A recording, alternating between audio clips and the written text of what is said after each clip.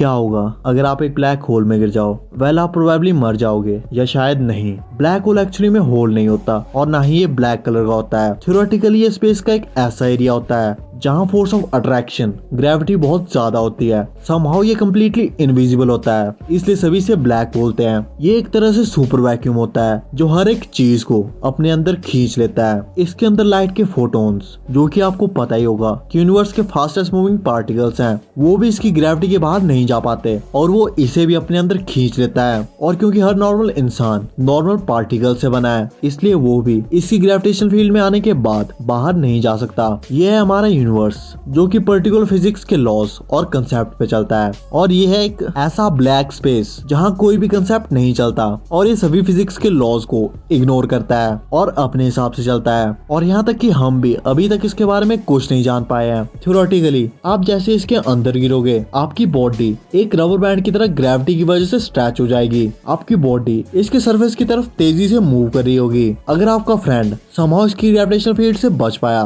तो वो देखेगा कि आप इनफाइनाइट टाइम तक नॉन स्टॉप ब्लैक होल के चक्कर लगा रहे हो, जबकि आपके लिए ये प्रोसेस इंस्टेंट होगी, क्योंकि ब्लैक होल में टाइम अलग तरीके से चलता है। और आप जैसे पूरी तरह से ब्लैक होल के अंदर जाओगे तो ये आपको दूसरी तरफ स्पेस में कहीं अननोन प्लेस पे बाहर पुश करेगा। ये बेसिकली एक कंसेप्ट है जिसके हिसाब से ब्लैक होल के पीछे एक व्हाइट होल भी होता है जो उसी स्पीड से चीजों को बाहर फेंकता है। और ब्लैक होल में गिरने के बाद ये आपको भी उसी स्पीड से बाहर फेंक देगा और आप उसी स्पीड से दूसरे यूनिवर्स में बाहर की तरफ निकलोगे जिस स्पीड से आप ब्लैक होल के अंदर गिरे थे। क्योंकि अकॉर्डिंग टू रिसर्च अगर ब्लैक होल है तो व्हाइट होल भी होगा। ब्लैक होल और व्हाइट होल ऑलमोस्ट सेम ही होते हैं। जहाँ ब्लैक होल सब कुछ अब्सॉर्ब करता है, वहीं व्हाइट होल सभी चीजों को बाहर फेंकता है जो कि ब्लैक होल के अंदर गिरे थे। आप ब्लैक होल के अंदर गिर के व्हाइट होल के थ्रू दूसरी दुनिया में पहुंच सकते हो, बट प्रॉब्लम ये होगी कि आप कभी भी वहां से वापस नहीं आ पाओगे। पर शायद आपको इस बात से ज्यादा फर्क नहीं पड़ना चाहिए, क्योंकि फिर भी आप इतनी एक खतरनाक और लंबी जर्नी को पार कर पाए। इन सब चीजों से एक बात और पता चलती है कि टेलीपोर्टेशन एक्चुअली में पॉसिबल है, जिसमें हमारा यूनिवर्स और शायद मल्टीवर्स ब्लैक होल और व्हाइट होल के थ्रू कनेक्टेड है, जो कि डिफरेंट यूनिवर्सेस के बीच में वन वे डोर है जहां आप जा तो सकते हो पर कभी वापस नहीं आ सकते।